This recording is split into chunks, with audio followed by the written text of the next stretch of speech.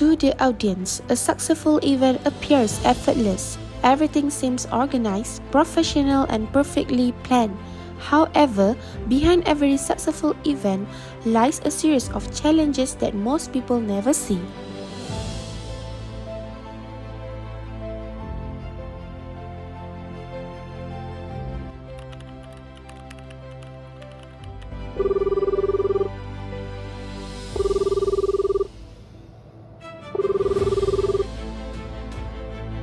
One of the most common challenges in event management is last-minute changes.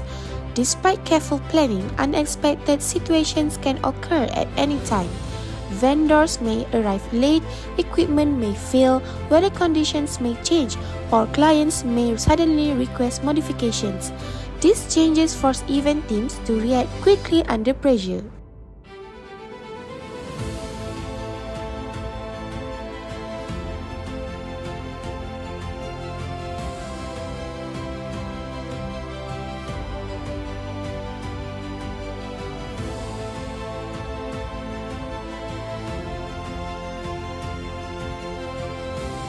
When last-minute changes occur, information must be communicated quickly to multiple individuals.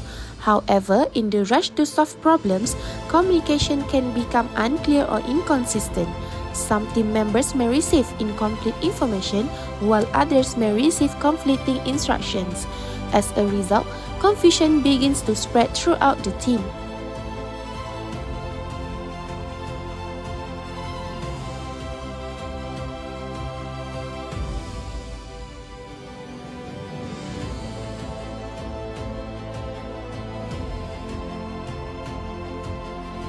What started as a simple change can quickly become a larger operational problem.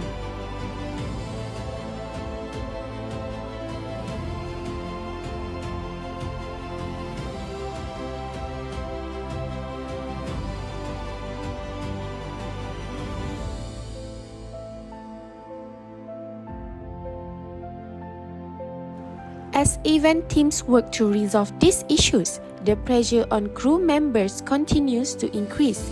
Event crews are responsible for managing multiple tasks simultaneously while ensuring the event remains on schedule. They must transport equipment, supervise setup activities, coordinate with vendor, and respond to unexpected challenges.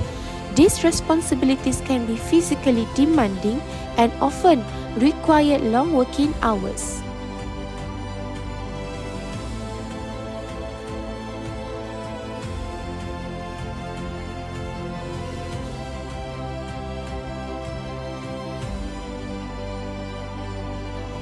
Besides physical exhaustions, crew members also experience mental pressure. They must remain calm while handling client concerns, solving technical issues, and coordinating different teams. Every mistake carries consequences, and every decision must be made quickly.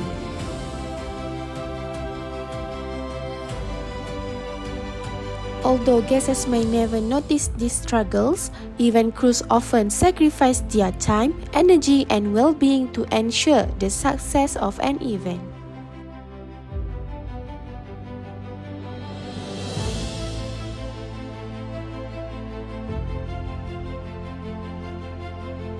Since unexpected situations are unavoidable, event managers must be prepared with contingency plans. A contingency plan provides alternative solutions when problems occur. Backup equipment, alternative venues, emergency contacts, and clear communication procedures can help reduce disruption during an event. Effective contingency planning allows event teams to respond quickly and confidently when challenges arise.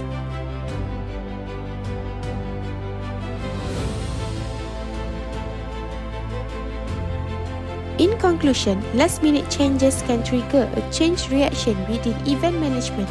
These changes may lead to miscommunication, which can then create significant mental and physical pressure for event teams. Through effective communication and proper contingency planning, event organizers can better manage these challenges and ensure event success. Behind every successful event is a team working tirelessly to turn chaos into coordination.